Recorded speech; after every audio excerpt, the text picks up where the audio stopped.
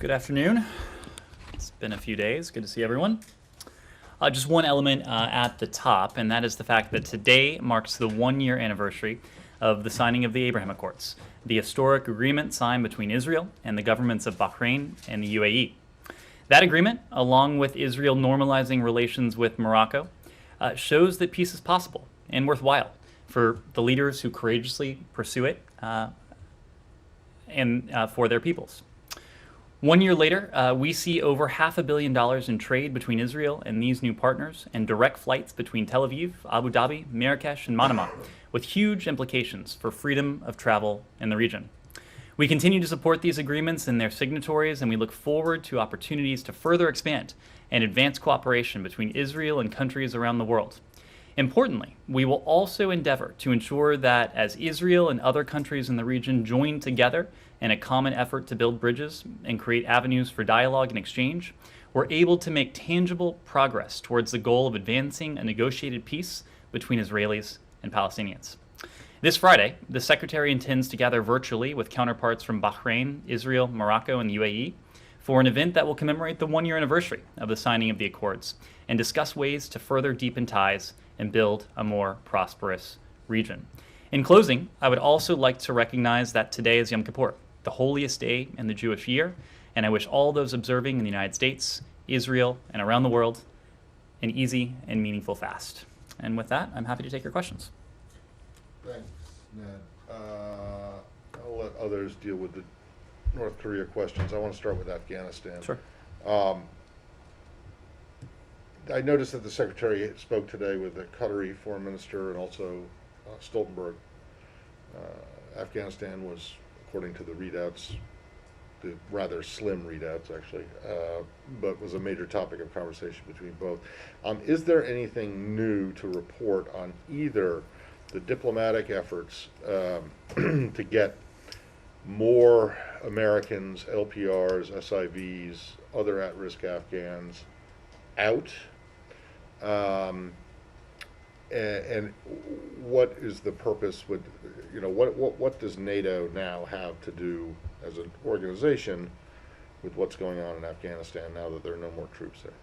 Well, Matt, we've talked about our ongoing, enduring commitment to Americans, to lawful permanent residents, to Afghans to whom we have a special commitment to help facilitate their departure if they choose to leave the country. I can tell you that yesterday, on September 14th, the department assisted one U.S. citizen and two LPRs in departing Afghanistan via an overland route.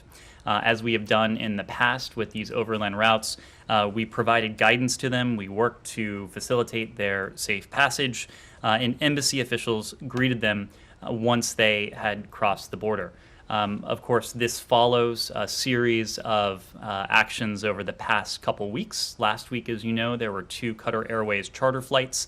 Those departed Kabul with 29 U.S. citizens and 11 LPRs aboard. We are deeply grateful to our partner Qatar in these efforts. As you know, the Qataris are not only playing a key role at Kabul International Airport, but they are administering these charter flights, which we very much welcome and we hope to see more of in the coming days. When it comes to the overland routes, a total of 7 U.S. citizens and 13 LPRs have departed overland since August 31st. That includes the 1 U.S. citizen and 2 LPRs that I mentioned earlier today.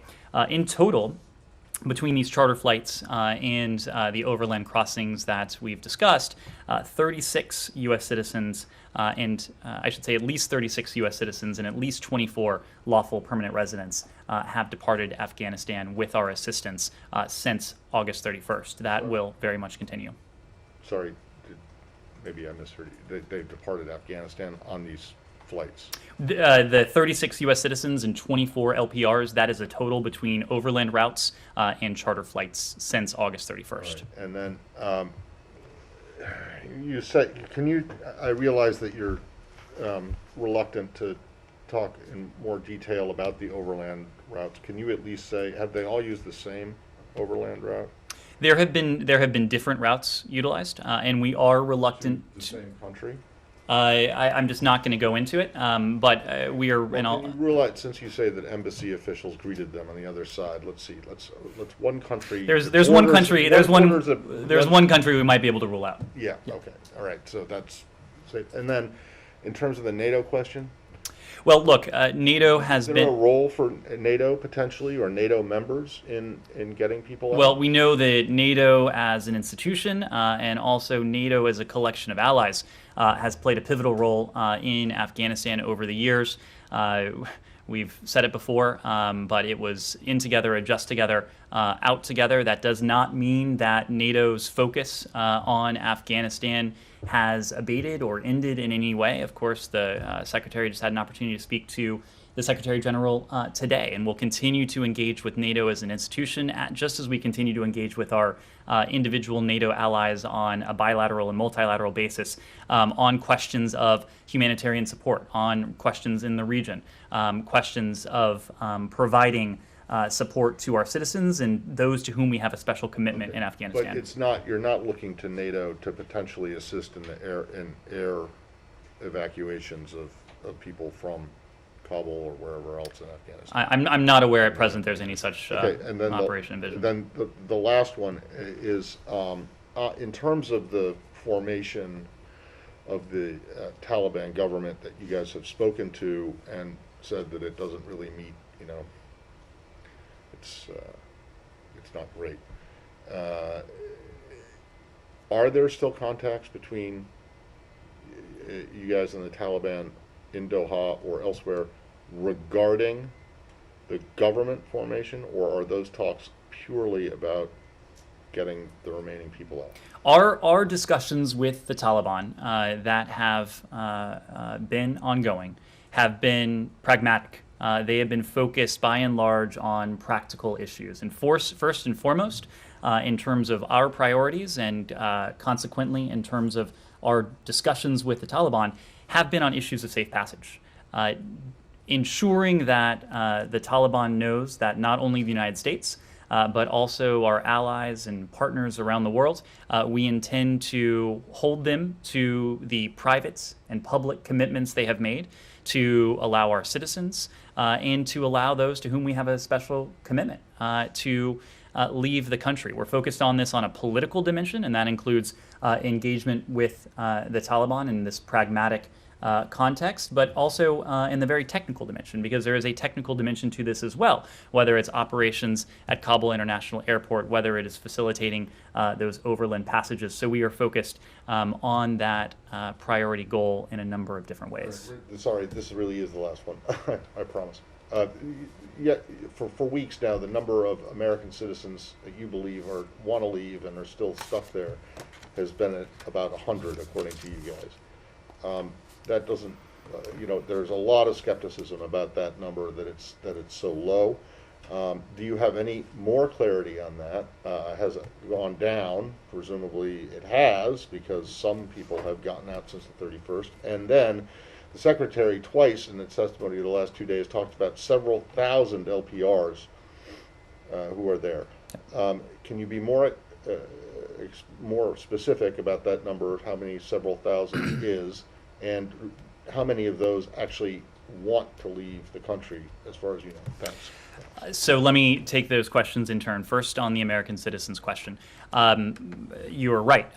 American citizens have departed Afghanistan since August 31st, 36 total, 24 LPRs, whose departure we have facilitated. So that's at least 36 in 24 in those respective categories. When it comes to the number of American citizens in Afghanistan who wish to leave, the Secretary spoke about this yesterday and on Monday, but this is really nothing more than a snapshot at any given time. And it's a snapshot because this figure is going to be dynamic.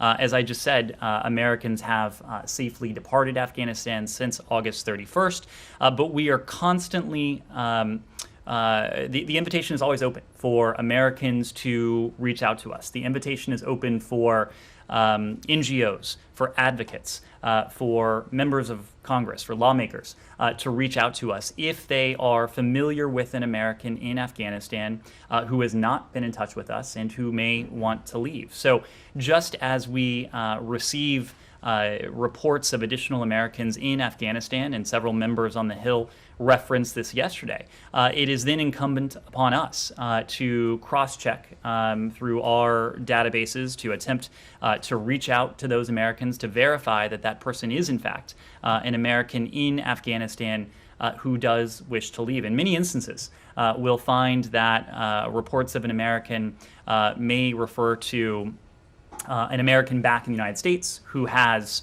friends or distant relatives in Afghanistan, individuals who are not, in fact, American citizens or LPRs, and that's what requires us to do some degree of due diligence. We've also noted that with the successful facilitation of these charter flights and these overland transfers, we fully expect that additional Americans who at first may not have been in contact with us at all, or who initially may have told us that they were content remaining in Afghanistan, will change their minds. And so we fully expect that as Americans see that we are living up to our commitment, that we are upholding it, that we're making good on that commitment in safe and effective ways, that they too may either raise their hands for the first time or change their calculus. Ultimately, this figure is dynamic not only because of the question of the denominator, how many Americans raise their hands, how many come to us, but because this is about human decision making. The Secretary spoke to this on the Hill yesterday, but for every American who is in Afghanistan who decides that she or he wishes to leave, these decisions are ones that are never easy. And they are never easy because in almost all cases, these are individuals who call Afghanistan home, who have lived there for their entire lives, or at the very least years or decades, sometimes for generations. And so it's never a simple or easy matter to say, I want to pick up from the place that I've called home for my entire life and start a new life in a place I may not know or know hardly at all. But that is what we have given these Americans and these lawful permanent residents the ability to do, and we will continue to live up to our commitment to help them depart the country if they so choose to do so. Daphne. The UN Human Rights Commission yesterday reported that it has received multiple allegations that the Taliban have been violating women's rights and conducting searches for those who worked with U.S. companies and security forces. There have also been allegations of Taliban killing civilians in the Panjshir Valley.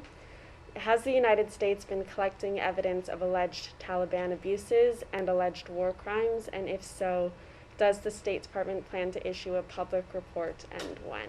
So we are always watching very closely what is going on inside of Afghanistan. Every single one of these reports, including the reports you referenced from the UN, are ones that we take extraordinarily seriously.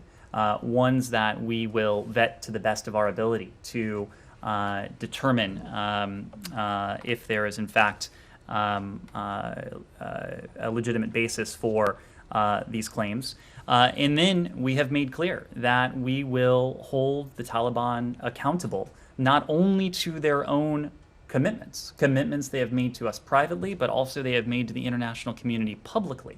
And those commitments include to forego retaliation, to forego reprisals, to respect the basic rights of the people of Afghanistan. And that certainly includes the women and girls of Afghanistan, the country's minorities as well, who have achieved such tremendous gains over the course of the past 20 years. For us, it's about policy, but it's also in many ways personal. And it's personal because, for a couple reasons. No country has done more for the people of Afghanistan over the course of the last 2 decades than the United States. And no country will do more for the people of Afghanistan, I would be willing to venture a guess, for the people of Afghanistan in the coming years, in the coming decades. We are resolute that we wish to see, and the international community wishes to see, the gains of the last 20 years be preserved. The Secretary, as you know, a week ago today, hosted a ministerial with more than 20 countries taking part. And that was a common refrain during the discussion. The gains of the past 20 years and the need to do all we can to protect them. The Secretary has spoken to his plan to appoint a senior individual in this department specifically to oversee our policy to support the women and girls of Afghanistan, the minorities of Afghanistan. And it is part of his commitment, the priority he attaches to this issue, to ensure that we remain trained and focused on this issue, and that we continue to work with the international community to galvanize support for the people of Afghanistan. And that support can take any number of forms, including humanitarian support, like the UN funding conference that was held earlier this week, where the United States made another generous contribution to the people of Afghanistan. But it will also, we can also support the people of Afghanistan by committing and ultimately holding the Taliban responsible if they do not abide by the commitments they have made to us and to the international community. Yes, Francesca. North Korea. Can I ask a question about Afghanistan? Final question on Afghanistan, sure. I wanted to ask if there have been any movement on the flights out of Mazar. A week ago, the Secretary said, quote, those flights need to move. And also, the Secretary had said state would be coordinating with veterans groups who are doing their own evacuation and extraction efforts. Has that been formalized? And if so, what does that look like now?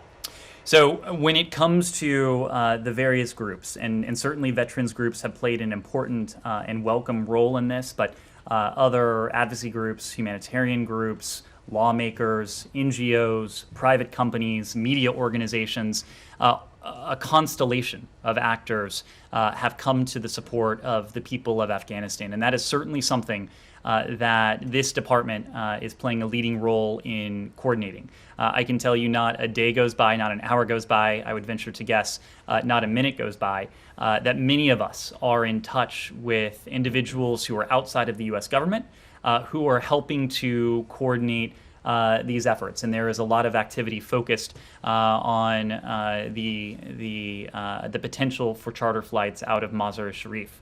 I am not aware that any international flights, charter flights or otherwise, have left Mazar-e-Sharif. Of course, we have had a couple charter flights from Kabul International Airport that departed last week, including with U.S. citizens on board. I know that the Turks and the Qataris, and if you listen to what the Taliban are saying publicly, the Taliban as well, want to see not only charter flights, but normal commercial activity resumed at Kabul International Airport on an expedited basis. And it's our hope that that will be able to happen in the not too distant future, so that in addition to the charter flights that our Qatari partners have very generously administered to date, there will be additional options for individuals to leave from Kabul International Airport. So we will continue to work on this, just as we continue to work on these overland routes as well. North Korea? Sorry, what is the problem in Mazar? What's the holdup? Is it the same issue? I mean, we talked about documentation. You guys said that wasn't an acceptable reason, given the circumstances, to hold the flights, and then just nothing? We have been very clear that the individuals who have expressed a desire and a willingness to leave via Mazar-e-Sharif should be allowed to leave the country. The fact that, to my knowledge, a charter flight has not departed Mazar has nothing to do with anything that the State Department has or has not done, and in fact, quite the contrary. The State Department, as we have said, has pulled every lever available to us. We have gone to extraordinary lengths with not only our engagement with the Taliban, but also with these other constellation of groups on the ground and operating from afar, and also with countries in the region. And to our minds, these flights, these individuals, there is no reason they should not be able to depart, and that's what we're continue to focus on. And can I circle back to something my colleague said when she was asking about women's rights and Taliban alleged abuses? You said the U.S. will hold them accountable. How are you going to do that? If you can't even, if you said you've used every lever you've had, and you can't address this issue. I that's said much smaller. I've said we've used every lever we've had in the narrow and specific issue of charter flights leaving from the Mazar-e-Sharif airport in northern Afghanistan. The question of holding the Taliban accountable is a much broader question. It's a much more strategic question, and we've talked about this before. We do have levers available to us. The international community has levers available to it. Collectively, we, working in tandem with our allies and partners, have profound sources of leverage to Why hold. can't you use those sources of leverage on this issue? You see what I'm saying? It's one way or the other. So we, as you know, Christina, we have been able to facilitate the departure of Americans from Afghanistan. We are continuing to work on that. And just yesterday, in fact, there was another case. So this is something where we have had some success. Several dozen Americans, a couple dozen LPRs.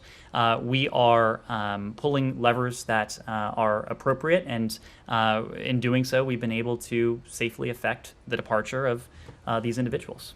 Yes. Thank you. I saw your condemnation of the missile launch and your call for dialogue, but I wanted to ask you specifically, have you heard back from North Korea privately on these calls for dialogue? And if not, how long are you willing to wait for them to engage? So it sounds like you saw our statement on this, but let me just reiterate it for those who haven't. We do condemn the DPRK's missile launches. These missile launches are in violation of multiple UN Security Council resolutions. And we know that they pose a threat to the DPRK's neighbors and other members of the international community. We are in the midst of this committed to a diplomatic approach to the DPRK, and we call on the DPRK to engage in a meaningful and substantive dialogue with us. All the while, our commitment to our allies, including Japan and the Republic of Korea, is ironclad. In fact, just yesterday, Special Representative Sung Kim, our special representative for the DPRK, was in Tokyo, where he engaged in a trilateral conversation with his Japanese and South Korean counterparts. Today, Sung Kim's deputy, the deputy special representative Jung Pak, is in Seoul. She had been there for pre-traveled consultations. She is meeting at her level with her ROK counterparts as well. We've been very clear about what we want to see happen. We are committed to the principle that dialogue will allow us to pursue our ultimate objective, and that's quite simply the denuclearization of the Korean Peninsula. We have no hostile intent towards the DPRK. We've been very clear about that. What we seek to do is to reduce the threat to the United States, to our allies in the region, and that includes the ROK and Japan. And we think we can do that through diplomacy with the ROK. We've been very clear publicly, and we've been very clear in the messages that we have conveyed to the DPRK that we stand ready to engage in that dialogue. I will refer you to Pyongyang for any reaction that they may have. But for our part, we stand ready to engage in that dialogue. Forever? That's a nice referring us to Yeah. Pyongyang. Well, I get right there. Since it's illegal to use a passport to get there. And I'm very clearly not suggesting you travel there to get these answers, but So you're ready to wait forever? we're not saying that. We are saying that we continue to believe that diplomacy is the means by which we can achieve the goal that our policy review identified, and that is the denuclearization of the Korean Peninsula. We have been regularly engaging with our allies in the region, including the trilateral forum yesterday that the special representative convened and the consultations today that his deputy is convening, as well as other countries in the region. And some of these countries are partners in the traditional sense, and some of these countries we have an aligned set of interests, at least aligned in certain areas when it comes to the DPRK and our desire to see diplomacy and meaningful progress on the road towards the denuclearization of the Korean Peninsula. Said. Thank you. Ned, I want to go back to where you began at the top, at the the 1-year anniversary of the normalization agreement and so on. First, can you tell us that the secretary's virtual meeting, was that like hastily arrived at, or has that been in the making for a while? The anniversary has been in the making for 365 I'm not days. I'm not talking about the anniversary, of course. The anniversary happens on the 15th of September. I'm saying that the virtual meeting that Secretary Blinken is holding with his counterpart on Friday, is that something that has been in the planning, or that something that was hastily?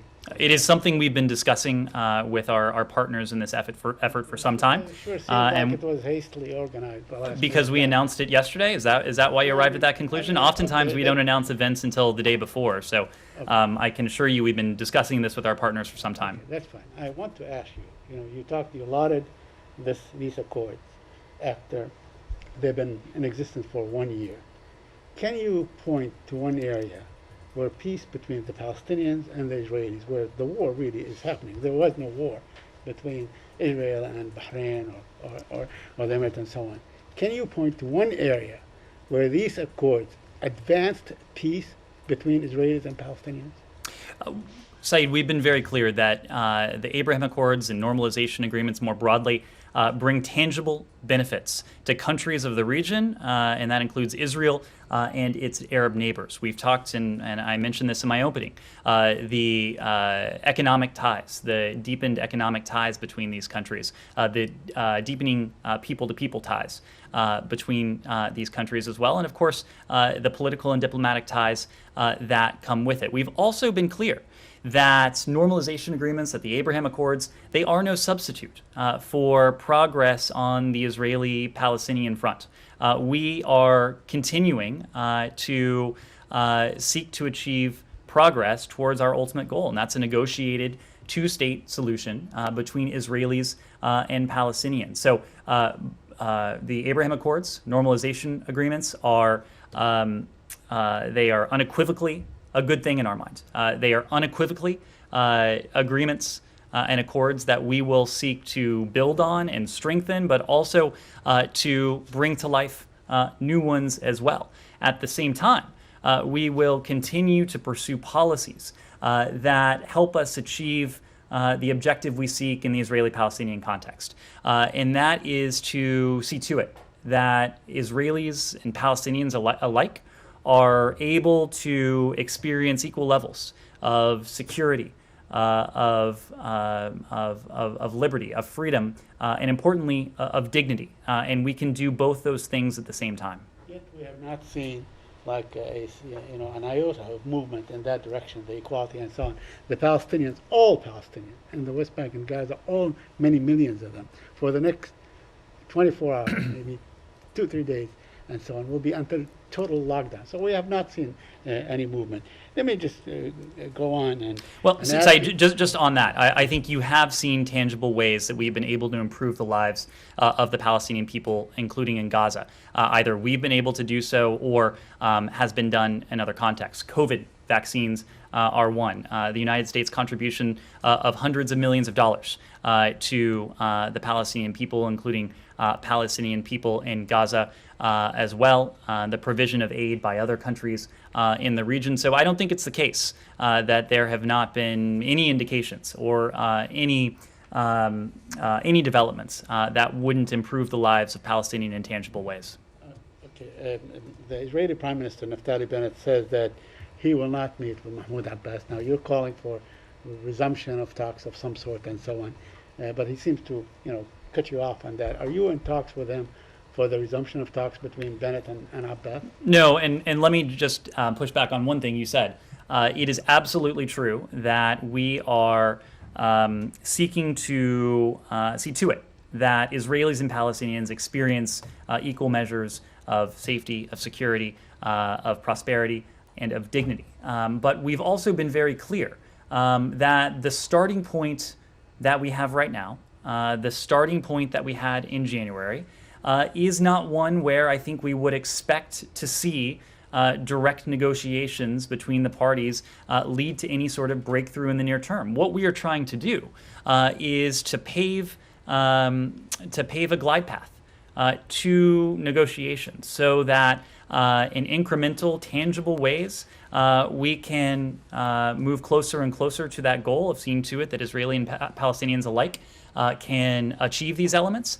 But I don't think you've heard us call for explicitly face-to-face negotiations at the present. We are realistic about where we are. We are realistic about the road ahead. But that doesn't mean that we should not attempt to move the ball forward in meaningful and tangible ways. And as I've said, I think we've been able to do that on a number of important fronts.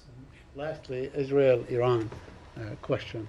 The Israeli Minister of Defense, Mr. Gantz, told Foreign Policy that they are willing to live with an agreement or maybe returning to the Iranian nuclear accord. Do you have any comment on that?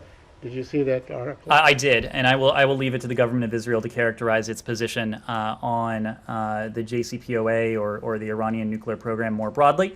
I think at a strategic level, there is no doubt that we see eye to eye with our Israeli partners. Neither the United States nor Israel sees it as in our interests or anywhere near our interests to have Iran as a nuclear weapon state or a nuclear weapons threshold state. And so we are both committed to the idea that Iran should never be permitted and should forever be prevented from obtaining a nuclear weapon. We have had extensive and deep consultations with our Israeli partners. This has happened at every single level, just about. The president with the prime minister, with the previous prime minister as well.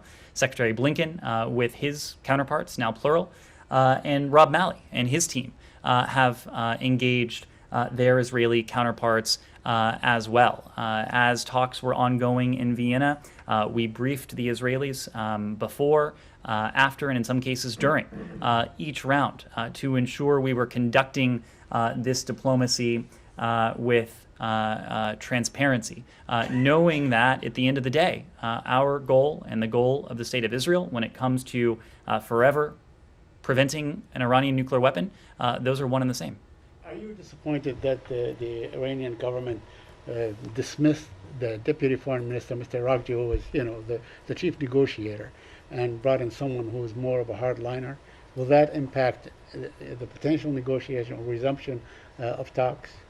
It is up to the Iranian government to select who it wishes to represent Iran in any context.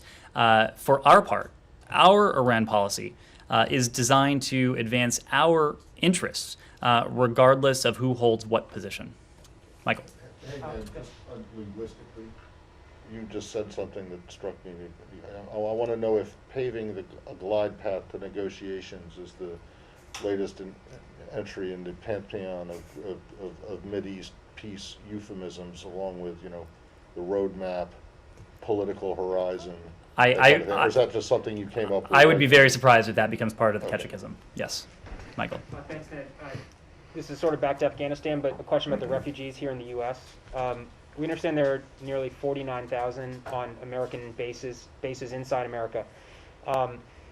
There are a lot of hoops to go through. There are delays now because of measles. Can you say anything about at least an aspirational timeline for getting those people moved out of U.S. bases and either resettled, or if they're going somewhere else, wherever else it's going? But what sort of time frame are we looking at?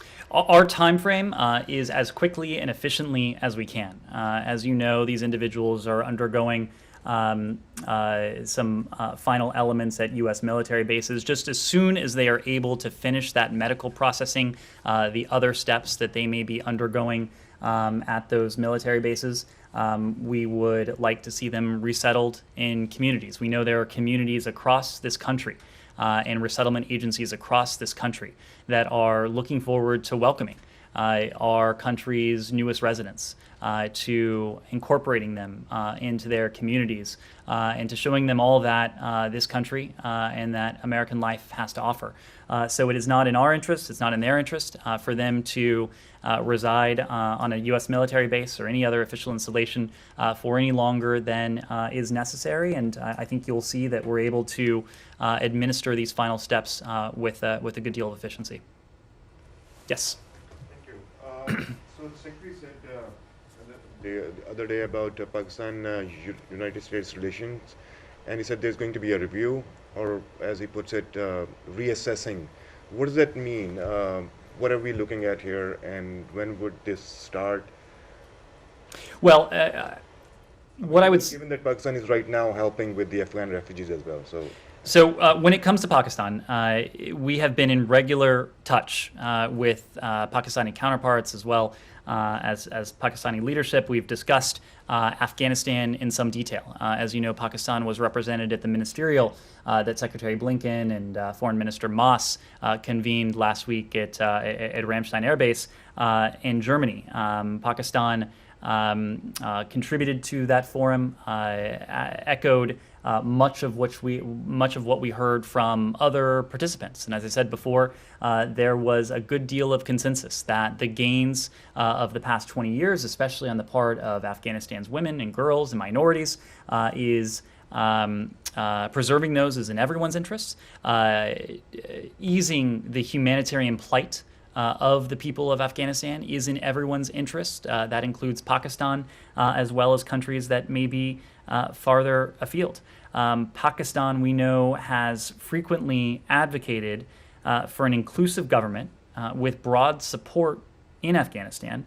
And what the Secretary was referring to yesterday is that we are going to continue to look to Pakistan and to other countries in the region to make good on their public statements, on commitments they have made to, in different ways, step up to support the people of Afghanistan and to work constructively, not only with us, but the international community, to see to it that the priorities that we share, and that includes the humanitarian concerns, it concerns the rights and the gains of the Afghan people over the past 20 years, as well as the counterterrorism concerns that we all have, to ensure that we are all walking in the same direction. That's what the Secretary was referring to yesterday. Yes? Just to follow up on Ambassador Khalilzad's interview with the FT yesterday, in there he basically seems to suggest that the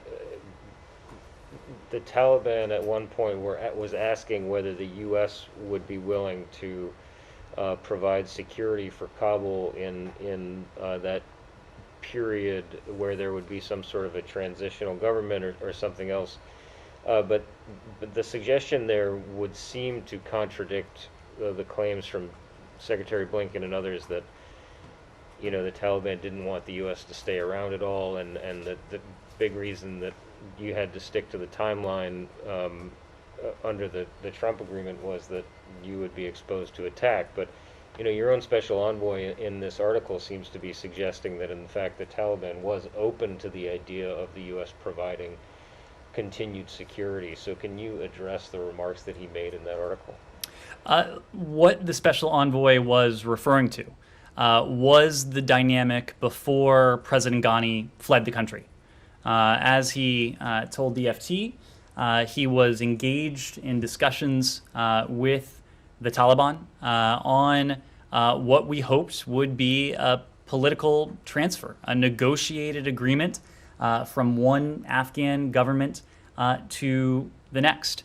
And in the context of President Ghani remaining in Afghanistan, remaining in a leadership position, I think there was a hope that there could have been effected an orderly arrangement by which, through political dialogue and diplomacy, one Afghan government would over time give way to the next, and optimally one that was inclusive, that was representative of the Afghan people. What we saw happen, of course, it didn't quite play out that way. What the special envoy, special representative, I should say, was referring to was the fact that Ghani, despite saying very different things privately and publicly, fled the country, and there was a power vacuum that ensued. And Ambassador Khalilzad made the point that with that power vacuum, the Taliban felt that they had no option but to enter the city of Kabul and essentially cement what we saw play out that weekend. He's saying in there that they essentially felt that they had no option to do that, as you say, only after asking the U.S. if it would provide security, and you guys said no. What is true is that Ghani's departure and the disintegration of forces following the departure did not leave us in a position to defend Kabul. Having American forces policing the streets of Kabul, whether that would have been viable or not, and to be clear, it is far from certain that would have been a proposition that would have been welcome. U.S. military forces had a mission. We were engaged in that mission to bring to safety tens of thousands, 124,000 individuals over the course of a couple weeks. And policing the city of Kabul, that is not something that was ever contemplated as part of that mission, and I do not think anyone here is confident that would have been viable in any way. Sure, but just to put a final point on it, I mean, the notion, though, that the Taliban was open to the U.S. providing security, whether or not you were willing to do it, does seem to contradict what has been basically the central justification for the speediness of this withdrawal, which was that if you stayed a day longer, you were going to be, after August 31st, you were going to be exposed to Taliban attacks. Everything he's saying in there suggests that the Taliban were in fact open, whether you wanted to or not, to the U.S. sticking around. So I'd make a couple points. Number one, we were concerned not only with violence from potential Taliban supporters, but there was an even more acute concern when it came to ISIS-K. And we saw devastatingly the lethality that group is able to bring to bear inside of Afghanistan. We did not need another reminder of the tremendous danger that our service members and others would have been exposed to had we stayed beyond August 31st. When it comes to the Taliban, look, we have been very clear about this. The U.S. Taliban agreement very clearly stipulates that American forces needed to be on the way out as of May 1st. We were confident in the fact that extending indefinitely beyond May 1st, that reneging on that element of that agreement would not have preserved the status quo. And we had every reason to believe that our service members, that our diplomats, that other Americans would have been the target of violence, including from both ISIS-K and potentially the Taliban too, had the president not resolved to complete the withdrawal that was before him. There was no question that blowing through a deadline would not have preserved any status quo. The choice the president faced was one of withdrawal or escalation. We have been very clear about this. There was no third option. The conditions we found on April 30th would not have been the conditions we found on May 1st or May 2nd. And this was not a president. It seemed like your own special envoy is essentially contradicting. I do not think he is contradicting that. And I think you have actually heard him say that the May 1 deadline was not something that we could have renegotiated. It is not something that the president or others in his administration were willing to risk putting brave Americans in even greater danger to potentially use them as leverage or to extend an already overextended mission that had seen our service members and the U.S. government accomplish the mission that was set out for them 10 years ago with the decimation of the Al-Qaeda network, with the killing of Osama bin Laden. This was not a mission that the president was willing to see extended by another week, by another month, by another year, by another 20 years. Well, But Ned, how do you know it was not something that you could have renegotiated? And to Nick's point, to what Zal is apparently saying, is that the Taliban were essentially asking you to renegotiate it. that is not the case at all. That's not the case at all? I can assure you. What's the timeline? What's your understanding of the timeline of when President Ghani fled? Was it before the Taliban entered Kabul or afterwards? And what's the timeline? Did the embassy get shut down and moved to the airport before the Taliban entered Kabul or after they entered Kabul? So we had announced, as you will recall, late in the week before the president fled, President Ghani fled, that was on Sunday the 15th. We had announced on that Thursday that we had begun the process of moving our embassy from the airport to HKaya. Now, of course, Not from the airport. from the embassy to HKaya. Correct. Well, actually, are you sure about that? I remember standing right here and saying very clearly that we were repositioning. And that was before the Taliban entered. That's right. Can you tell us the status of Ambassador Khalid Zad now? I'm sorry? Where is Ambassador Khalid Zad? The ambassador is in Washington. Is he in this building? Or is he? I have not seen him in these halls, but my understanding is that he is here, and he has remained engaged with the Taliban. He's been working as part of the team that is pressing these issues of safe passage, freedom of movement for American citizens, and for others to whom we have a special commitment. Would you Yes. say that he's the point man and coordinating with Qatar and back and forth? We have a team in Doha that is led by Ian McCary.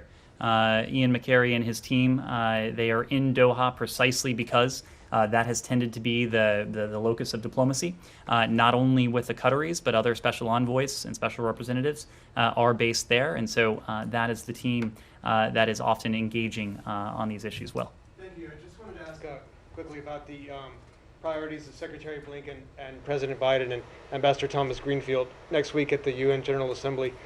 We've mentioned the crises, plural, here today, as well as other priorities of the administration and friction with China and UN organizations. What will be their priority next week, and what do they hope to accomplish? Well, I don't want to get ahead of the agenda. We'll have an opportunity, I would expect, late this week and then certainly early next week to offer a little more granularity on what the high-level week will look like for our purposes. But I think there are some key themes that you will see feature in next week. One is climate.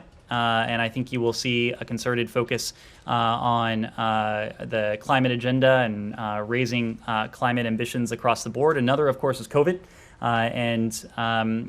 We know that in order to put an end to this virus, in order to see to it that it doesn't pose a threat to people anywhere, we need to confront it everywhere. And you've seen the United States step up as a global leader in terms of vaccine sharing, in terms of manufacturing and production capabilities and capacities.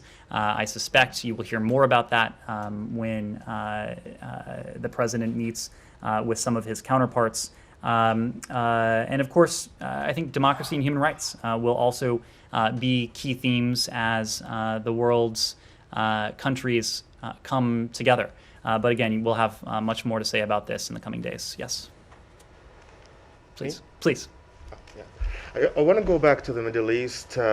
You said earlier when you answered Said's question that your starting point is not for direct talks between the Israeli and Palestinians, and instead you want to lay the ground, build confidence, build trust until this moment is viable. But we've been witnessing lately low-intensity escalation on the Gaza Strip, rocket firing, retaliation from the Israelis. Lately, 2 days ago. Do you think that this continued escalation around Gaza Strip will undermine your work or your hope that the moment for direct talks will come? Well, our goal in the first instance is to see to it that these escalations, including rocket fire from the Gaza Strip, come to an end. We've been very clear in condemning this rocket fire, the indiscriminate attacks that have emanated from Gaza. But we also know that if the fact that Gaza continues to suffer from a humanitarian emergency has only contributed to the ability of Hamas and other terrorist groups to have a powerful foothold in Gaza. And so this gets back to the point I was making before. Right now, what we are trying to do is to lay the groundwork so that the Palestinian people, including Palestinians in Gaza, have a degree of humanitarian relief, and so that we can build a path towards a time when Israelis and Palestinians are able to enjoy those key concepts, prosperity, safety, security, dignity, in equal measure. We're under no illusions that this is something that we'll be able to do overnight, or even in a slightly longer time frame. And my point about negotiations was just that we are also under no illusions about where we are and where we aren't in terms of what may be viable and what may be on the table. Where our focus is, we've seen this in terms of our humanitarian aid and assistance to the Palestinian people. You've seen this in terms of our diplomacy and engagement with the Israeli government as well as with the Palestinian Authority. You've seen this in terms of our multilateral work and some of the humanitarian and relief assistance that is being provided to the people of Gaza, both by the United States and by other countries in the region and beyond, is that we are seeking to make tangible steps in that direction in the hope that one day, and hopefully one day before too long, we are actually able to make progress in the context of face-to-face negotiations between the parties towards a negotiated two-state solution. Any comment on the Israeli foreign minister plan, which he called economy in exchange for security, and was it in consultation with you? Was it? Sorry, what was the last part of that question? What, in consultation with the administration, with the U.S. administration? If we have anything to add there, we'll let you know. So a lot has happened in the last month, and I know you've been up here a lot. There's been a lot about Afghanistan, but you are, I just need to point this out because you're going to want to correct the transcript. You absolutely did not say on August 12th, Thursday, at the briefing on August 12th, that the embassy was moving to the airport. No, I did not say the embassy was moving to the airport. No, it was staying. In fact, you said Right. it was staying open at its current location. But I said that we were starting. After Christina and I pressed you on it for a lot. And- you and- didn't say, you said our embassy remains open, and we will continue our diplomatic work there. Thus, the embassy did not close at its location and move to the airport with Ambassador Wilson and the flag until Sunday. Until the Sunday. 15th, That's right. after the Taliban entered the city, correct? That is my recollection. But I said that we were starting the process of moving people to HKIA that day. Correct. No, well, you said you were starting the process of reducing your civilian Correct. footprint, and that followed the Pentagon announcement that they were sending troops to the airport. There was never any, I mean, there was a lot of scuttlebutt about it that you might move to the airport, but you said that the embassy was staying at the embassy location, not going to the. As I said, we were reducing our civilian footprints. Exactly. Well, all right, whatever. Can I pivot to Egypt? Sure. Okay. Human rights groups yesterday put out a statement calling the U.S.'s decision to withhold only a portion of the $300 million a betrayal of the U.S. commitment to make human rights front and center. What's your response to that? And could you also share what specific actions the U.S. is looking for from the government of Egypt to move forward with the $130 million? And have you shared those with the government? What was their response? So, as you heard from us yesterday, I believe, the Secretary has decided that $300 million in FY 2020 foreign military financing will be made available to Egypt for the purpose of counterterrorism, border security, as well as non-proliferation programs. We will move forward with using $130 million of that $300 million for purchases if and only if Egypt takes specific actions related to human rights. The Secretary and the President have had an opportunity in both cases to discuss this with President Sisi. The Secretary has had an opportunity to discuss it with Foreign Minister Shukri as well over the course of months. The two leaders agreed in May on the importance of a constructive dialogue on human rights. And we have conveyed to Egypt's leaders, as you alluded to, specific steps we have urged them to take. Because we are continuing to discuss our serious concerns regarding human rights in Egypt, the Secretary will not certify that the government of Egypt is taking sustained and effective steps related to the legislative human rights related conditions on that total of $300 million in 2020 FMF funds. And so instead, the administration is making available that $300 million in assistance for Egypt in those categories that I mentioned, and that's border security, non-proliferation, and counterterrorism programs. And we will move forward with that $130 million, the maximum amount that we could withhold, only if the government of Egypt affirmatively addresses specific human rights related conditions. When it comes to those specific conditions, I'm not in a position to outline any conversations that we have had with our Egyptian counterparts. What I can say is that we have continued to publicly and privately raise at high levels our concerns about the human rights situation in Egypt, including freedom of expression, political association, and press freedom. We have spoken very clearly privately with the Egyptians on all of these fronts. So I'm not able to provide you with additional detail, but we have been very clear in those conversations. Did you get any assurances from them? What was their reaction? I wouldn't want to characterize any private conversations. Yes.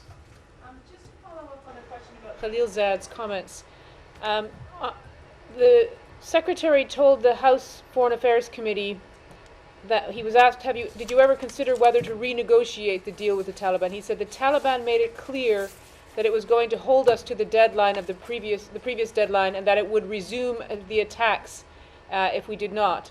So was there a change then from that point to what Khalilzad was describing about the Taliban then even asking for U.S. to take on security in Kabul?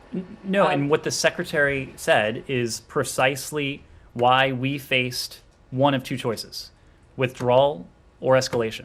And with the latter, not only would... I understand that. We've heard that many times. But what the Khalilzad was describing about the situation around Kabul was not escalation.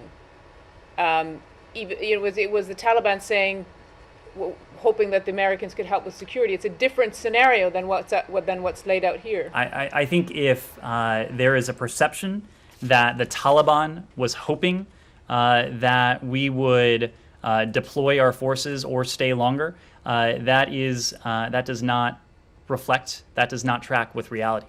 And in fact, the Taliban were very clear, to include publicly, regarding the fact that they would continue to hold the United States to the commitment that the previous administration had made when it came to the May 1 deadline. On top of that, we also faced a very stark reality, and we had a horrific reminder of the very complex, the very challenging, the very dangerous threat picture that we would have faced if we stayed a moment longer in Kabul. So there was never an option for, well, let me put it this way, there was never a realistic, there was never a viable, there was never a practical option for the United States